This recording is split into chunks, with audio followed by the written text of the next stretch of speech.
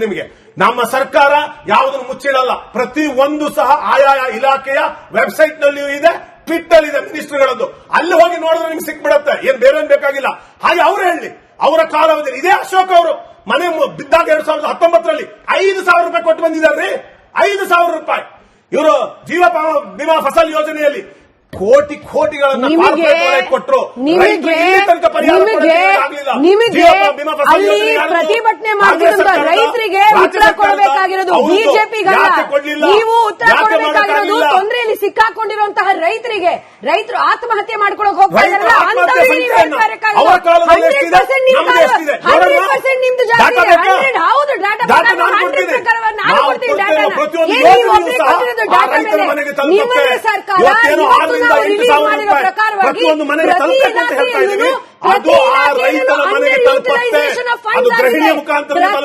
ಪ್ರತಿ ಡಿಪಾರ್ಟ್ಮೆಂಟ್ ಅಲ್ಲೂ under fund ಒಂದು ಸೆಂಟರ್ ಇಂದ ಬಂದಂತಹ ಸ್ಪೆಷಲ್ ಗ್ರಾಂಟ್ ಅಂತ ತಗೊಂಡು ನೀವು ಬೇರೆ ಇಲಾಖೆಯಲ್ಲಿ ಉಪಯೋಗಿಸ್ತಾ ಇದ್ದೀರಾ. ಇಂತಹ ಸರ್ಕಾರ ನಡೆಸ್ತಾ ಇದ್ದೀರಾ. ಆಮೇಲೆ ಹೇಳ್ತಾರೆ ನಾವೇನಾದ್ರು ತಪ್ಪು ಮಾಡಿದ್ರೆ ಒಪ್ಕೊಳ್ತೀವಿ. ತಪ್ಪು ಮಾಡ್ತಾ ಇದ್ದೀರಾ ದಯವಿಟ್ಟು ಸುಳ್ಳು. ಇಂತಹ ಒಂದು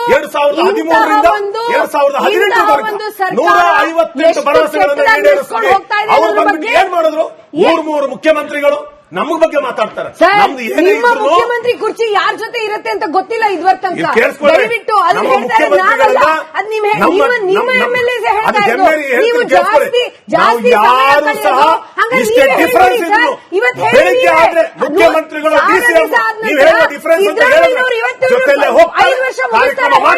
ಕ್ಯಾಬಿನೆಟ್ ಮಾಡ್ತಾರೆ, ಇಲಾಖಾವಾರು ಜಗಳ ನಮ್ಮಲ್ಲಿ ಯಾವ ಡಿಫರೆನ್ಸ್ ಆಗಲ್ಲ. ಯಡಿಯೂರಪ್ಪನವರು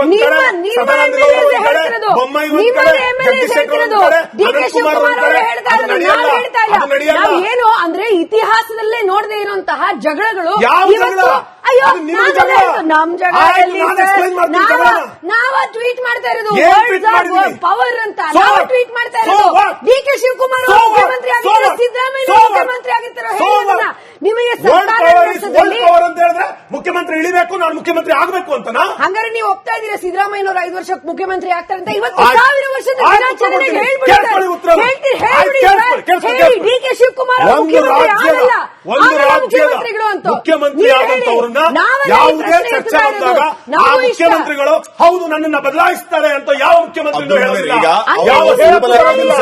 ಎರಡನೇದಾಗಿ ಸಮರ್ಥ ನಾಯಕ ಮುಖ್ಯಮಂತ್ರಿ ಅಬ್ದುಲ್ ಕೇಳ್ಕೊಳ್ಳಿ, ಅವ್ರು ಹೇಳ್ತಾ ಇರೋ ಉದ್ದೇಶ ಏನಂತಂದ್ರೆ, ನೀವು ಜನರು ಅಬ್ಸಲ್ಯೂಟ್ ಮೆಜಾರಿಟಿ ನಿಮಗೆ ಕೊಟ್ರು, ಯಾರು ಸಿಎಂ ಆಗ್ಬೇಕು ಅನ್ನೋದನ್ನ ನಿರ್ಧಾರ ಮಾಡೋದಕ್ಕೆ ಎಷ್ಟು ದಿನ ನೀವು ದೆಹಲಿಯಲ್ಲಿ ಕೂತ್ಕೊಂಡ್ರಿ, ಗೊಂದಲದಲ್ಲೇ ಅಧಿಕಾರಕ್ಕೆ ಬಂದ್ರಿ, ಗೊಂದಲದಲ್ಲೇ ನಿಮ್ಮ ಅಧಿಕಾರ ಹೋಗ್ತಾ ಇದೆ.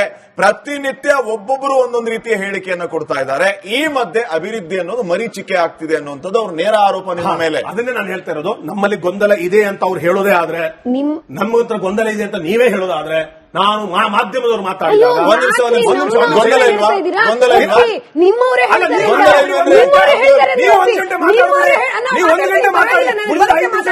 ಎಲ್ಲ ಅವ್ರ ಪ್ರಶ್ನೆ ನಿಮ್ಮ MLAs ಹೇಳಿದ್ದಾರೆ ಗೊಂದಲ ಇದೆ ಅಂತ. ಒಪ್ಕೊಳ್ಳಿ. ಯಾರು? DK ಸುರೇಶ್ ಹೇಳಿದ್ದಾರೆ. DK ಸುರೇಶ್ ಹೇಳಿದ್ದಾರೆ. ನಿಮಿಷ ನಿಧಾನವಾಗಿ ಆದ್ರೂ ಪರವಾಗಿಲ್ಲ, ಮುಖ್ಯಮಂತ್ರಿಗಳು ಕೊಟ್ಟ ಮಾತನ್ನ ಉಳಿಸ್ಕೊಳ್ತಾರೆ ಅಂತ DK ಸುರೇಶ್ ಹೇಳಿದ್ದಾರೆ. ಕಾಂಗ್ರೆಸ್ ವಕ್ತಾರರಾಗಿ ನಿಮ್ಮ ಅರಿವಿಗೆ ಅದು ಇದೆ ಅಂತ ನಾನು ಅನ್ಕೋತೀನಿ.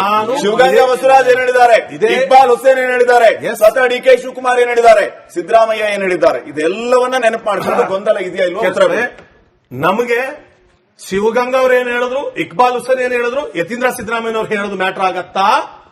ಸಿಎಂ ಸಿದ್ದರಾಮಯ್ಯನವರು ಏನ್ ಮಾತಾಡ್ತಾರೆ, DCM ಅವರು ಶಿವಕುಮಾರ್ ಅವರು ಏನ್ ಹೇಳ್ತಾರೆ, ಇದು ಮ್ಯಾಟರ್ ಆಗತ್ತಾ ಅನ್ನೋದು ಮುಖ್ಯ. ಸಿಎಂ ಸಿದ್ದರಾಮಯ್ಯನವರು ಹೇಳ್ತಾ ಇರೋದು ತುಂಬಾ ಸ್ಪಷ್ಟ. ಹೈಕಮಾಂಡ್ ಹೇಳಿದ ನಂತರ ಅದು ಏನ್ ಮಾಡಬೇಕು ಅದು ಮಾಡ್ತೀವಿ, ಹೈಕಮಾಂಡ್ ತೀರ್ಮಾನ ಅಂತಿಮ. DK ಶಿವಕುಮಾರ್ ಅವರು ಮುಖ್ಯಮಂತ್ರಿ ಆಗಬೇಕು, ಅವ್ರನ್ನ ಬಿಟ್ಟು ಅವ್ರು ಇಳಿಬೇಕು ಅನ್ನುವಂತ ಎಲ್ಲಿನೂ ಹೇಳಿಲ್ಲ. ಆರೋಗ್ಯಕರವಾಗಿ ಎಲ್ಲಿನೂ ಒಂದಿಷ್ಟು ಎಳ್ಳಷ್ಟು ವ್ಯತ್ಯಾಸಗಳನ್ನ ಕಾಣಬೇಕು. ಸರ್ಕಾರವನ್ನು ಆಡಳಿತಕ್ಕೆ ಒಂದು ಎಳ್ಳಷ್ಟು ತೊಂದರೆ ಇರುವಂತದ್ದು. ಇವತ್ತು ಡೆಲ್ಲಿಗೆ ಹೋದ್ರು, ಮಾಡೋ ದಿವಸ ಬಂದ್ರು, ಬೆಳಿಗ್ಗೆ ಮುಖ್ಯಮಂತ್ರಿ ಮತ್ತೆ ಉಪಮುಖ್ಯಮಂತ್ರಿ ಕೂತ್ಕೊಂಡ್ರು, ಸರ್ಕಾರ ಏನ್ ಕೆಲಸ ಆಗಬೇಕು ಅದ್ರ ಬಗ್ಗೆ ಚರ್ಚೆ ಮಾಡಿದ್ರು. 11 ಜನರ ಸಾವಾಯ್ತು. ಇಲ್ಲಿಂದಾನೇ ಹತ್ತಿರದಲ್ಲಿರುವಂತಹ ಚಿನ್ನಸ್ವಾಮಿ ಸ್ಟೇಡಿಯಂ ಅಲ್ಲಿ ನಿಮ್ಮ ಮುಖ್ಯಮಂತ್ರಿಗಳು ಉಪಮುಖ್ಯಮಂತ್ರಿ ಜಗಳದಲ್ಲಿ ಮಧ್ಯದಲ್ಲಿ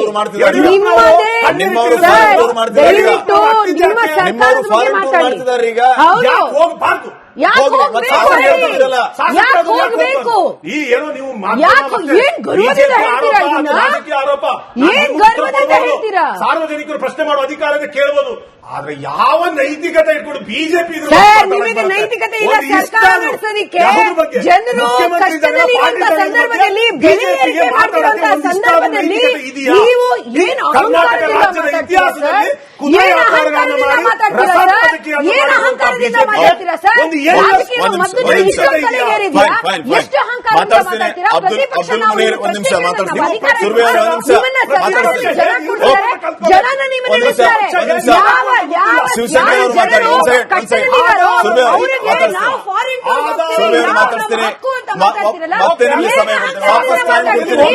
ಇಲ್ಲ ಹೋಗಬಾರ್ದು. ಇಂತಹ ಸಮಯದಲ್ಲಿ ಜನರ ಮೇಲೆ ಬೆಲೆ ಏರಿಕೆ ಮಾಡಬೇಕಾದ ನಿಮ್ ಸರ್ಕಾರ ಮಾಡುತ್ತದೆ. ಡಿಕೆ ಶಿವಕುಮಾರ್ ಅವರು PhD ಮಾಡಿರೋದ್ರಲ್ಲಿ, ಡಿಕೆ ಶಿವಕುಮಾರ್ ಅವರು PhD ಮಾಡಿರೋದ್ರಲ್ಲಿ ನೀವು ಜನರಿಗೆ ಏನ್ ಮಾಡಿದ್ರೆ ಅಂತ ಹೇಳಲ್ಲ. ನಿಮ್ಮ ಕ್ಯಾಬಿನೆಟ್ ರ್ಯಾಂಕ್ ಇನ್ಕ್ರೀಸ್ ಮಾಡಿದೀರಾ, ನಿಮ್ಮ MLAs ಜಾಸ್ತಿ ದುಡ್ಡು ಕೊಡ್ತಾ ಇದ್ದೀರಾ, ನಿಮ್ಮ ಗ್ಯಾರಂಟಿ ಅನುಷ್ಠಾನ ಸಮಿತಿಯವ್ರಿಗೆ ದುಡ್ಡು ಕೊಡ್ತಾ ಇದ್ದೀರಾ. ಕಾಂಗ್ರೆಸ್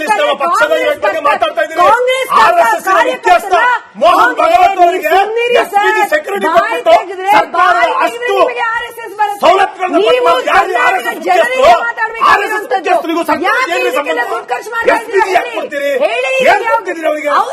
ನಿಮ್ಮ ಸೋನಿಯಾ ಗಾಂಧಿ ರಾಹುಲ್ ಗಾಂಧಿಗೆ ಎಲ್ಲಿಂದ ಬಂತು SPG ಪ್ರೊಟೆಕ್ಷನ್? ಅವರು ಯಾವ ಕಾನ್ಸ್ಟಿಟ್ಯೂಷನ್ ಮುಂದೆ ರಾಹುಲ್ ಗಾಂಧಿ ಮನೆ ಖಾಲಿ ಮಾಡಿಸಿದವರು, ರಾಹುಲ್ ಗಾಂಧಿ ಮನೆ ಖಾಲಿ ಮಾಡಿಸಿದವರು, ಮನೆ ಖಾಲಿ ಮಾಡಿಸಿದವರು. ಎರಡು ಬಲಿದಾನ ಇಡೀ ದೇಹ ಚಿಂದಿ ಆಗಿದ್ದೀರಿ. ರಾಹುಲ್ ಗಾಂಧಿ ಅವರ ತಂದೆ ಪ್ರತಿ ಮನೆಯಲ್ಲೂ ಎಲ್ಲರೂ ಸ್ಯಾಕ್ರಿಫೈಸ್ ಮಾಡಿರುವಂತದ್ದು ಬರೀ ಗಾಂಧಿ ಪರಿವಾರ ಅಲ್ಲ. ದಯವಿಟ್ಟು ಒಂದು ನಮಗೆ ಹೇಳಿದ್ರೆ 100%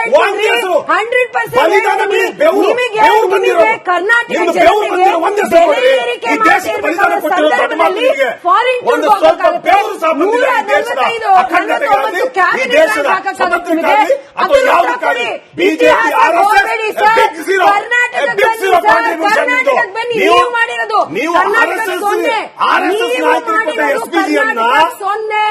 ರಾಜೀವ್ ಗಾಂಧಿ ಅವರ ಧರ್ಮಪತ್ನಿ ಅವರ ಮಗನಿಗೆ